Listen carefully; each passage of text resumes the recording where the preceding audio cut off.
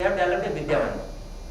His son, who really built up this factory, died, and his widow has built up this Vidya Mandir, where the wives of the employees are brought together and they are taught about some values in life, housekeeping, health, hygiene.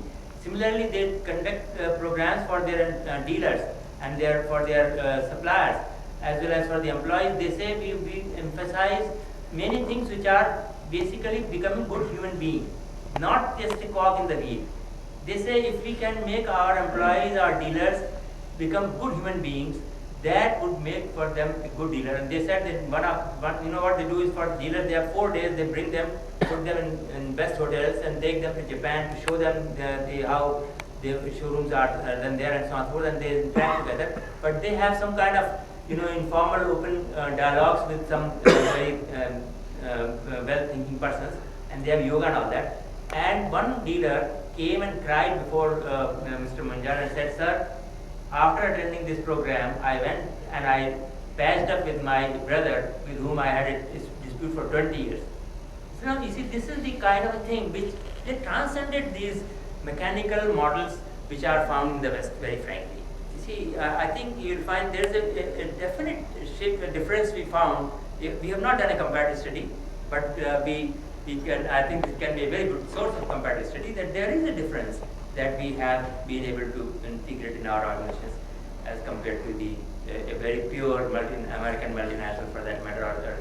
JVP Sinha has done a recent research on 5 countries in India and how our culture is adapting to and being influenced by those companies. That may be worth looking at. Coming back to your Eurometa experience, I would like to add only one thing. Yeah. There was a time basically that this getting plenty from the organization created a lot of problems for their artisans, particularly artisans and supervisors.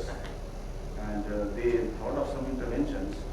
But one intervention which one of their production heads told me 2 years ago when he was doing a program for their union representatives, that every day when they are celebrating the foundation day, that is almost a week, and employees are invited to come and visit with their families, and there is good lunch and everything is there. But at the gate of that entrance of that Samyana, the production chief himself is standing, and whenever an employee comes with his parents, he touches his feet. And I asked him where from this came. He told me it came from my youth, that okay, these employees are just like brothers or something like that. So his grandfather or father is coming,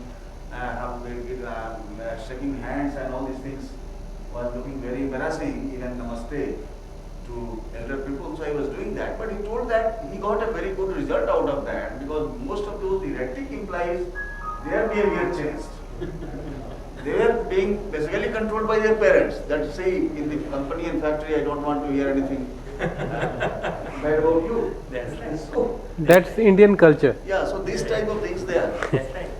You see, that is where I think we are underestimating the power of our culture and our ethos in managing organizations. I think a person like Alan Mittal, who has transformed companies in 22 different countries, ranging from Kazakhstan to Mexico and Indonesia and UK and USA, even the greatest. Now he is the largest steel producer. Single man who started with a very small factory, which was actually his father had sent him to Indonesia to sell off the factory. And he went there and he said, no, this is direct reduction process, steel making process, which is economical. And he said, I can leverage it. And he developed the technology, and gradually he was able to produce steel much cheaper. And then he began to acquire companies after companies and consolidated. He saw that fragmented steel industry, and if you look at how they go and transform, Spark Mexicana, for which the other bidders had bid only $1, because the McKinsey and other companies said this is just beyond any reprieve. And similarly, the company in Uzbekistan or Kazakhstan, some people said it can never be done. But these persons, they would send a team, they would go there, and they would use this appreciative inquiry approach. They would involve the people. They said in Spark Mexicana, for example, they found that there was a very low productivity. So they are concentrated on productivity, cost reduction, and increasing the quality. And they did not have elaborate systems, so they would manually collect information and discuss every day. Every day they would have meetings. And then in maintenance, for example, they are asked, how are you managing maintenance? Sir, we depend on consultants. They said, please forget this consultant. Let us check out the consultant. You can do it. How, sir, we don't have the expertise? No, you can do it. That Pygmalion. And that gave so much confidence, the same people, and they felt so proud because they felt Spark Mexicana, and they did not have a big Indian team. No, they just, in the beginning, they put systems in place, and they empowered the local people and let them run it. And only by empowering, training, developing, and constant knowledge sharing, they developed this, and only a small team of 4, 5, 6 persons will be there. And they said the style of these managers who went there were, Mr. Nair included in that they would ask questions. Every day they would meet, they would ask questions. Why can't we have a higher target? Why can't we raise the productivity? Why can't we do this? And they will constantly, benchmark with other sister institutions, get their expertise. They would meet quarterly to exchange expertise and so on, so forth, visit each other's plan, and always think big. When, for example, there was an issue placed before Alan Mittal, 2 proposals. One was for, I think, 1.2 million, and another was for 2.5 million tons. He said, forget 1.25 million. Tell me, what will be the 2.5 million? Sir, there is no market for that. He said, leave it to me. And he always thought big. And today, he is the largest steel producer in the world. And his techniques of management, I think we need to learn from. How does he empower people? How does he convert a sick organization into a bubbling, enthusiastic organization? That is true transformational leadership. And that, I think, he brings with him much of the Indian ethos in managing that I think we need to understand and leverage and cash upon. Thank you. One more question? No, I just got one request to you. So, because if you're writing books, you talked about development of mankind. The request is if you talk about all the futures to try and change that into humankind. You also talked about like how the consultant has experience. So to just talk about that concern. That's true. In fact, if we can reach that level, many of the problems would be taken care of as such. And I think in my humble way, I feel the kind of empowering which goes in these experience-based learning, the kind of internal integration and congruence that hopefully we develop through these well-conducted and well-facilitated workshops.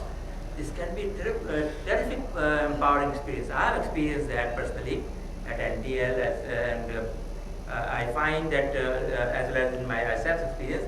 Therefore, I think this is a very humble attempt to bring about that kind of touching those chords in us which are more humane and which will bring out the best in us and release us from those negative socializing aspects that jeopardize our fully functioning personality and which do not bring out the best in us.